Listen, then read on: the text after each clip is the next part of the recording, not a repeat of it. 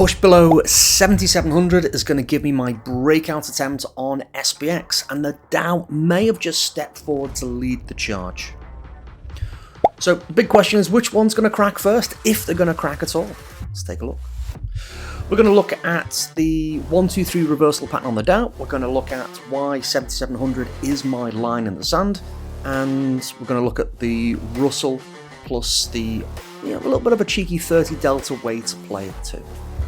So the Dow has essentially broken ranks. We've got this 1, 2, 3 reversal type pattern. We've got them on all of them, or we have them developing, but it's still the clearest on the Dow. If you're not familiar with the 1, 2, 3 reversal pattern, just imagine it like it's the head and right shoulder of a head and shoulders pattern, and you'll be most of the way there. Now the other indexes, they're continuing to coil. I'd say that they're still more in consolidation mode. Again, Dow just seems to be leading that potential charge lower. Now what I want to see next is a sharp move lower away from these levels, just to get the party started. Now I have taken some speculative puts on both the Dow and SPY, so basically the ETF versions rather than the cash or the futures versions. So just a couple of cheeky little puts, just to again have a speculative little punt on there. Now the SPX swings are again behaving like we anticipated. We got the push up to the range highs again and pretty much sold off all through the day. I'd like to see if we can get that 7,700 break lower. As you can see, it's this consolidation low that we marked off earlier in the week, and if we do get that break lower, again a fast move lower would be ideal, but we have seen these things before where it breaks hard, breaks fast, and then runs out of steam. So the real question is there going to be follow through on any breakout movements? Because for the last several weeks, if not months, we've seen this before. Consolidation, it breaks through the lows, fizzles out quickly, and then pops high. So just be aware that coiled spring effect could go one way and then the other. So just be prepared for that. Russell is, again, looking very similar. It's holding the range highs. Again, what we have got is we've got these lower highs and higher lows, which is why I drew the triangle on the triangle shape on the futures chart. But it's coiling and compressing even more. So the highs are getting lower and the lows are getting higher, essentially, which could further indicate an explosive breakout movement. So if you're worried about the direction or not sure about the direction, a simple way that you can overcome that, again, in the options world we have so many choices. Jump over to IWM, which is the ETF for the Russell. So instead of doing it on the cash, because doing it on the cash is going to be very expensive to do it. So IWM, long strangle at 30 delta levels. And what happens is, although you've got both a put and a call at the same time, the 30 delta is a really magic number for lots of reasons. And what happens is if the market moves lower, the puts will make money faster than the call loses money, and vice versa. If the call starts to make money, the put's going to lose money at a slower rate than the call makes money. So it's just a nice way to play any explosive breakout movement without really having to worry about a directional move. Or you can wait for the breakouts to play and trade it in usual ways. A couple of choices. Over on ETH versus Bitcoin. So we've got the range highs, the range lows. We trade the range high to the range low. Didn't quite get my... I was looking for spot 0.29 there. So just coming down here. Again, obviously a little bit of time's gone by. That rising low, we just extend that trend line out. We've got the same channel is still holding. So price is reversing with our lovely V-shaped entry, we can see there. So close out the bears, target's been hit, have to reassess the target, which is what I mentioned yesterday. Flipping to bullish, which I also mentioned yesterday. I've got to admit, I immediately regretted it, because on that red down bar there, I purchased at pretty much the high of that breakout move bar there, and then we immediately saw price sell off. I just thought, okay, well, just the way it is sometimes, I might have to take the loss on this. So waking up to this picture was a refreshing change. So it turns out everything's hunky-dory for the moment. So targeting, unsurprisingly, the range highs. Until something new happens, same thing's going to continue. It's one of our 6 money-making patterns. And we're in a range, so buy range low, sell range highs. We've just been talking about this on SPX. So it's exactly the same trading setup. It's just I've got to be directional with crypto until I can find a suitable options broker. So let's take a look at yesterday's trade. The premium poppers were once again fun, and I joined in with my chicken soup fueled analysis from the morning. There was an initial pre-market push higher.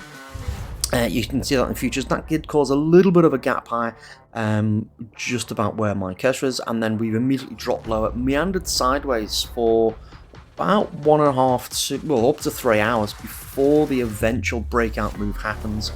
And again, we've got a nice clear first breakout trade and trending all the way for the day. My trades, I actually took a trade, and one of the things with cash markets is it's now effectively 24 hours.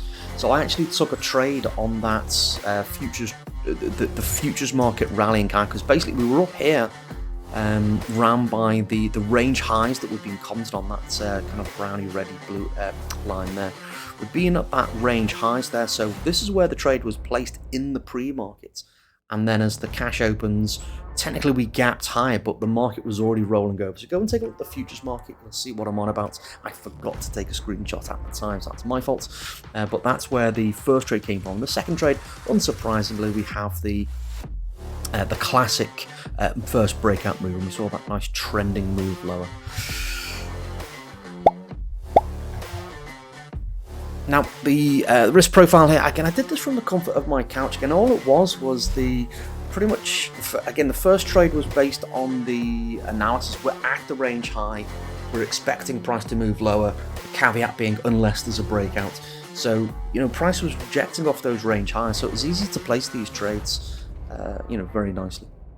So, for myself, I've got a couple of trades here. I've got the initial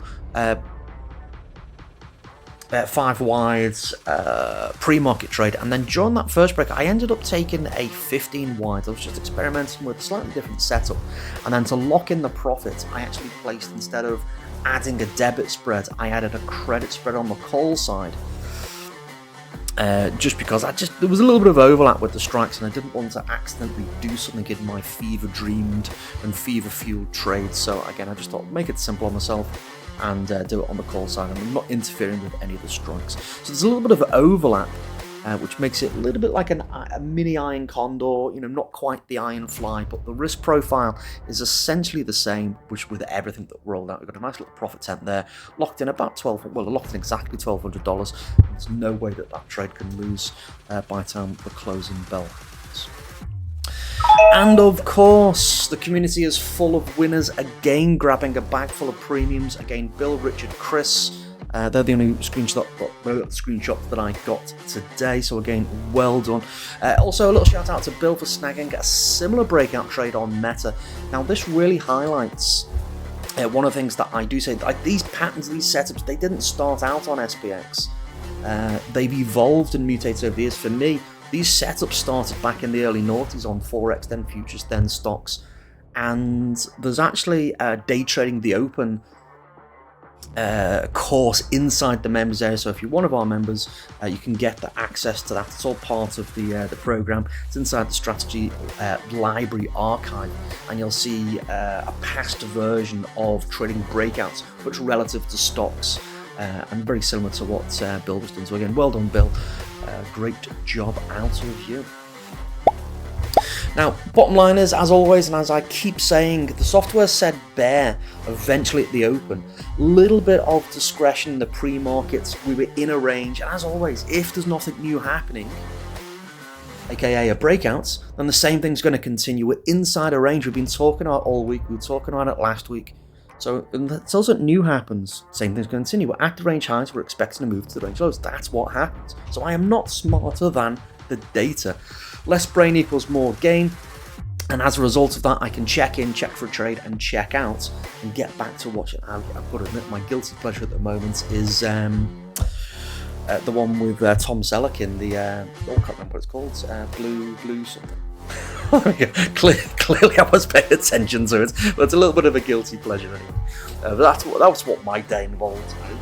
Just trying to recover from an illness that's knocked me for 6, but again, less brain, didn't really think about it, followed the process, made some money. That's all that matters. And if you want to follow the process for yourself, you want to learn more about how to collect morning income, how to collect weekly income, head over to antiinvestor.com. There should be a link in the description somewhere, and I'll see you over there. And if you've got questions, you can shoot them over to me. So thanks a lot for Wednesday morning pre-markets. Happy trading. Again, less brain equals more gain, and may your trades be smoother than a cashmere cotton. Bye for now.